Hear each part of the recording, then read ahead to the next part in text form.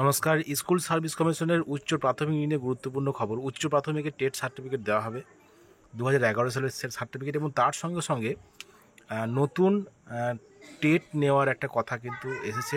আজকে কোর্টে একটা শুনানি ছিল, সেখানে লাস্ট যে উচ্চ প্রাথমিকের টেট হয়েছিল সেটা 2015 সালে, এবং তার পরবর্তী সময়ে কিন্তু আর টেট হয়নি।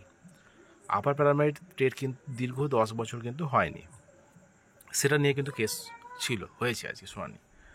তো সেটাও বলবো বিস্তারিত। তো আজকে যে নোটিশ দিয়েছে গতকাল, the West Bengal Regional School Service Commission Northern Region থেকে দেওয়া হয়েছে। এই নোটিশটি দেখতে পাচ্ছেন 7/4/2025।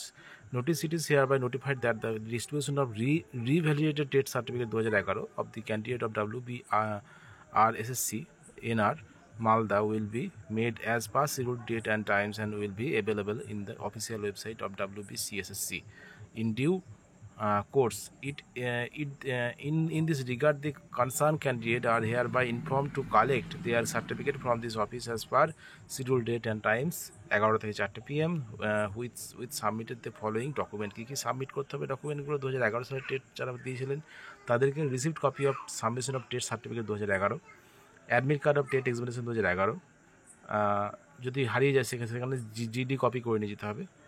Anyone ID proof, Aadhaar card, voter card, PAN card, driving licence, passport, এই সমস্ত যে কোনো কিছু নিয়ে যেতে হবে একটা। আর candidate are requested to note down date, table number, time and serial number to report in assign table. সেই সময়টাও কিন্তু দিয়ে দিয়েছে, কোন ডেট, এবং তার সঙ্গে সঙ্গে টাইম, সব কিছু কিন্তু দিয়ে দিয়েছে, এবং সিরিয়াল নাম্বার সেই অনুযায়ী কিন্তু সেই রিভ্যালিডেটেড টেট সার্টিফিকেট কার্ড করতে হবে। আর আরেকটা বিষয় যেটা, যে টেট, নতুন টেট কিন্তু নেওয়া হবে যতদূর সম্ভব 2025 সালেই হয়তো নেওয়া হবে। তো সেটা নিয়েই কিন্তু আজকে শুনানি ছিল, এবং আগামী 3 সপ্তাহের মধ্যে কিন্তু রাজ্যকে জানাতে বলেছে যে টেট এতদিন কেন নেওয়া হয়নি, আপার প্রাইমারি টেট, সেটা কিন্তু জানাতে হবে। এবং আগামী 7ই মে কিন্তু পরবর্তী শুনানি আছে এই আপার প্রাইমারি টেট নিয়ে। তো খুবই ভালো খবর। আশা করি যেটা নিয়ম যে প্রতি বছর টেট নিতে হবে, সেক্ষেত্রে প্রাইমারি ক্ষেত্রে যা নিয়ম সেক্ষেত্রে আপার প্রাইমারিতে একই নিয়ম থাকবে। তো সেক্ষেত্রে কি বিএড এবং ডিএলএড প্রত্যেকে কিন্তু এই আবেদন করতে পারবে আপার প্রাইমারি টেট পরীক্ষায়।